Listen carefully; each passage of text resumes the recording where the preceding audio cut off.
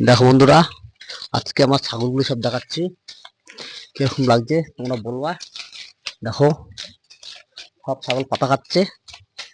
দেখো তোমরা কিরকম লাগছে। এখানে জল আছে, গরম জল, ঠান্ডা জল মিশিয়ে দিয়েছি। দেখো তোমরা, সব ছাগলগুলা যে বাচ্চাগুলো ছোট ছোট নিয়ে এসেছিলাম, সেই বাচ্চাগুলো দেখো কিরকম লাগছে। বাচ্চাগুলো দেখো, বাচ্চা খালি গোত্রা চলে আসছে।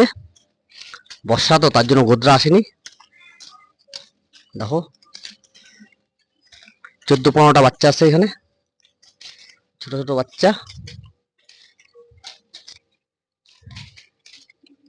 দেখো কিরকম লাগছে আমার ছাগলগুলো, তোমরা বলবা।